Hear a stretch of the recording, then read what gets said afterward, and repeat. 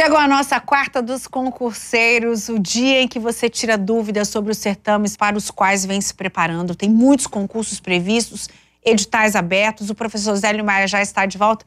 Bom dia, professor, tudo bem? Bom dia, Neila, de volta. Que coisa boa, que coisa boa. Olha só, a gente vai falar da notícia que agitou a semana dos concurseiros, que foi autorizada a seleção para a Receita Federal. O que esperar dessa prova?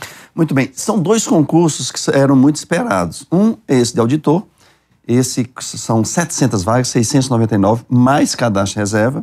E o outro é do Senado, Neila, que também é um concurso importantíssimo, com menos vaga. Qual a diferença dos dois concursos? Que no Senado é para trabalhar, obviamente, aqui no DF, e auditor e analista tributário, que é para a Receita Federal, é para todo o Brasil. Então, abre chance aí, abre as portas para o Brasil inteiro. São dois concursos que eu considero, em nível de dificuldade, os mais difíceis, que não sejam da área jurídica, obviamente. E outra característica, aí eu acho que é um tema muito importante para que o candidato tome muito cuidado. São concursos em que as matérias de direito têm um peso especial. Então, aí você me pergunta, mas tem que ser bacharel em direito? Não. Tá.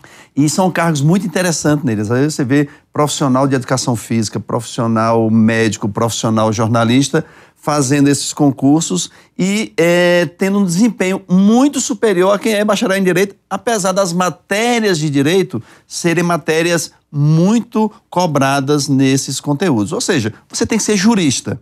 Aí você diz, mas como alguém, como eu, jornalista, alguém que de educação física, se transformar em praticamente um jurista? Dedicação. E aqui vai uma dica a todos aqueles que não são da área de direito e querem fazer esses concursos, que é o quê? Não se preocupe se ao seu lado, eu sempre falo isso em minhas aulas, Neila, se ao seu lado tem alguém bacharel em direito e você é formado em educação física. Por quê? Concurso é dedicação, você aprende direito. Direito é uma matéria fácil, é um tema fácil de você aprender, é só você se dedicar. Você não precisa necessariamente ser bacharel em direito para ter uma boa compreensão sobre as matérias de direito. E aí vem a fórmula, como estudar direito, Neila? Você, por exemplo, se você fosse começar hoje a estudar direito, na sua casa... Eu ligaria para você, para perguntar por onde começar. É jogar abaixo. Vou falar, me ajuda, eu preciso de um cronograma. Pronto, é simples. Primeiro, regra básica, você tem que começar lendo a lei seca, que nós chamamos. O que é a lei seca? É o texto da Constituição, sem nenhum comentário, é o Código Civil, é o Código Penal, é o Código Tributário. Lê.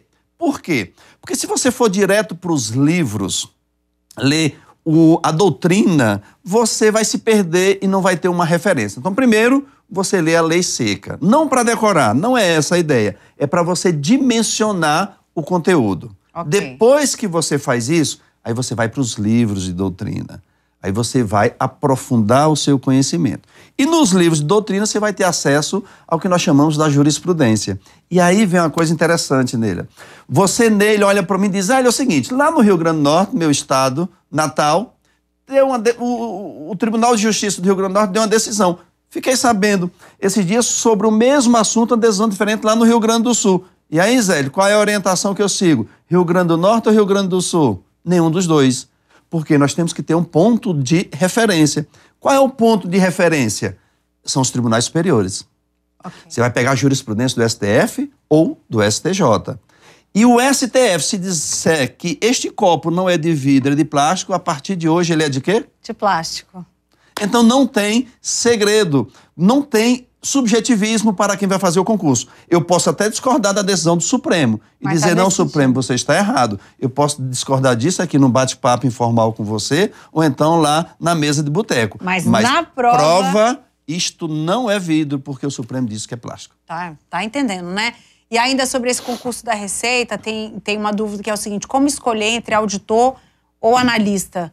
Porque são escolhas diferentes, são níveis diferentes, atuações diferentes, inclusive, salários diferentes. Salário diferente. O de auditor, que é o cargo máximo da Receita, é o que faz, o nome já diz, já indica auditorias, fiscalização, e o analista é o trabalho mais administrativo interno. Então, aí você tem a diferença muito clara. O concurso, obviamente, para auditor é bem mais puxado, é bem mais pesado. E claro, como todo bom concurso, tem prova de redação. Redação. E aí os temas, nunca esqueça, você aí que está nos acompanhando já há mais de 2 meses, não é isso, Neila? Se você está acompanhando, você já tem boas noções, porque a gente já teve um dia aqui só para falar de redação, né? Exatamente. Por exemplo, vamos lá, aqui, de improviso. Os efeitos da pandemia na saúde pública mundial, os efeitos da pandemia no mercado de trabalho. Tem que acompanhar a notícia, né? As notícias, tudo que está acontecendo no mundo. Não perca a Neila em hipótese alguma, 7h20 todo santo dia. É um garoto propaganda desse, tá bom demais, né? Você falou que as pessoas podem ser encaminhadas para várias partes do Brasil para desempenhar essa função. Ninguém escolhe, vai para onde te mandarem. Exatamente. Normalmente, isso é um critério interno, mas normalmente é pela ordem de classificação. Vamos dar um exemplo. Digamos que tem uma vaga no Rio Grande do Norte e a Neila seja do Rio Grande do Norte. E a Neila passou em primeiro lugar. Ela escolhe. A Neila vai ter preferência, isso é critério interno. A Neila passou em último lugar. Bem-vinda aqui, Dayana.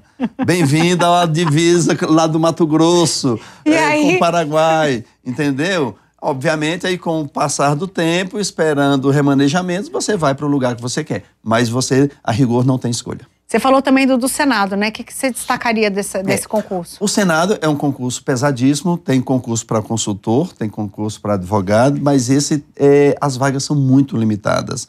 Para consultor, para você fazer ideia, são só 2 vagas. Então, é um concurso muito bom, muito puxado e que também as matérias de direito são referência para esse cargo. Até porque o consultor legislativo, ele vai ser aquela figura técnica que vai dar a sustentação teórica para os parlamentares. São as pessoas que mais sabem das coisas dentro do Senado, são exatamente essas pessoas que passam nos concursos, entendem tudo da legislação e municiam os próprios parlamentares do que pode, do que não pode, do que é possível, do que não é. Tem que orientar o parlamentar a não fazer coisa errada. Tá certo. Quarta-feira você está aqui de volta, né? Quarta-feira estaremos no mesmo bate-horário e bate-local. Muito bom. E você vai estar aqui com a gente, porque você está se preparando, vai passar. Esse ano é a sua vez. Você Obrigada, vai passar, querido. muito bem. Gostei, positivismo. É isso aí.